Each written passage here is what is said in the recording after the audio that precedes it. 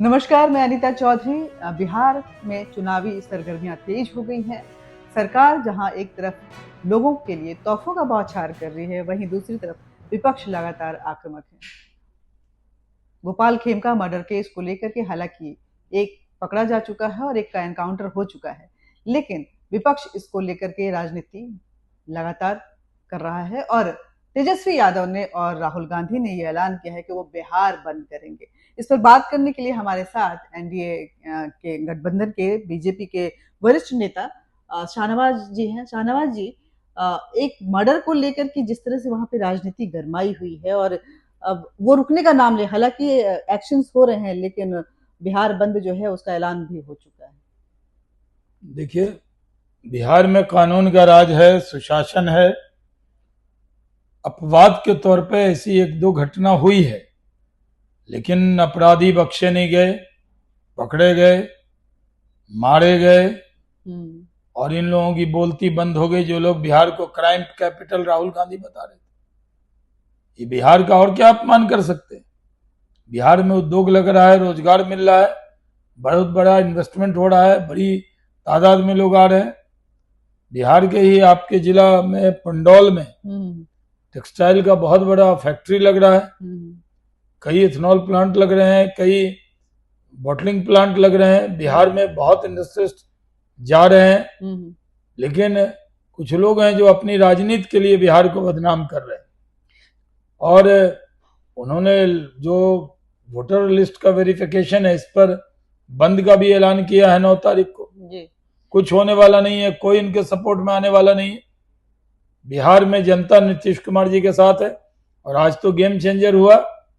महिलाओं को 35% आरक्षण सरकारी नौकरी में मूल निवासी जो बिहार की हैं उनको देने का ऐलान कैबिनेट ने किया है।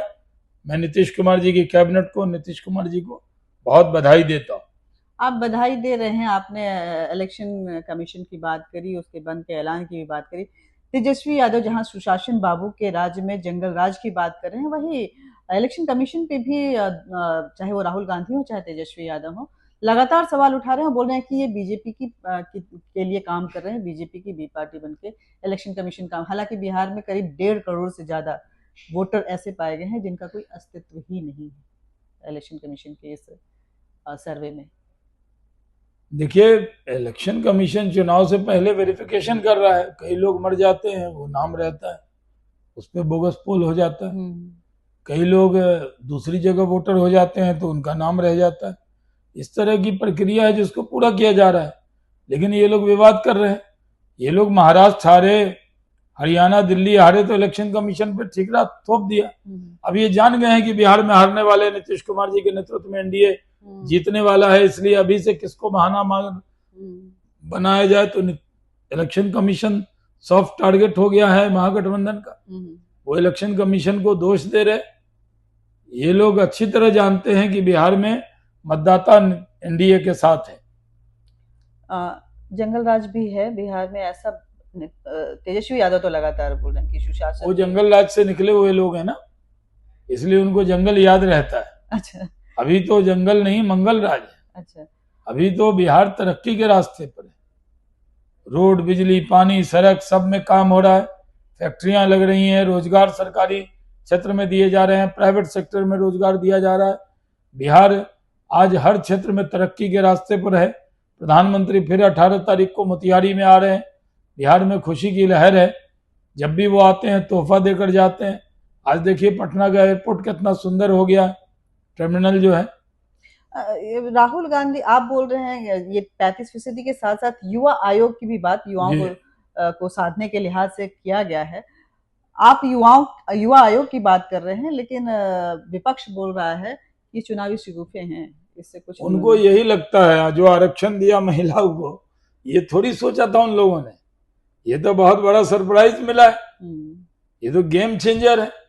महिलाएं जश्न मना रही हैं, खुशी की लहर महिलाओं में दौड़ गई। और जो बिहार की महिला, उनको सरकारी नौकरी में अब 35% आरक्षण हो गया। ये तो बहुत अच्छी खबर है। जो पंचायती राज में तो पहले ही 33% दिया गया था, ऐसे तो ये आधी आबादी है, 35% आरक्षण मिला, तो महिलाएं कितनी खुश हैं। अंतिम सवाल एक भाषा को लेकर के है। महाराष्ट्र में एक बार फिर पूर्वांचली और हिंदी भाषा को लेकर के एक उद्वेग सा नजर आ रहा है। बिहार के लोग काफी वहाँ पे काम करते हैं, रहते हैं। ऐसे में जिस तरह से मारपीट की घटनाएं सामने आ रही देखिए, हैं। बिहार और महाराष्ट्र के बीच में झगड़ा नहीं है। जहां तक भाषा का सम्मान है, मराठी भाषा का पूरा सम्मान है। लेकिन अगर कोई हिंदी बोल लिया तो उसको मराठी सीखने को कहें तो एक बात है, लेकिन मारपीट करना, कानून हाथ में लेना, गरीब लोगों को मारना, ये कहाँ जायज है? जो इस तरह की हरकत हो रही है दुर्भाग्यपूर्ण। बहुत बहुत शुक्रिया आपका। देखिए, बिहार में जिस तरह से महिलाओं को नौकरियों में आरक्षण दिया गया है, इसको चुनाव के लिहाज से भी और वैसे भी महिला उत्थान के लिहाज से भी एक गेम चेंजर माना जा सकता है। लेकिन इलेक्शन कमीशन और बाकी मुद्दों को लेकर के जिस तरह से विपक्ष आक्रामक हो रही है, ये देखना होगा कि धीरे धीरे ये वोटर लिस्ट की सर्वे आखिरकार एनडीए के लिए कितना गले का फांस बनती है। जय हिंद।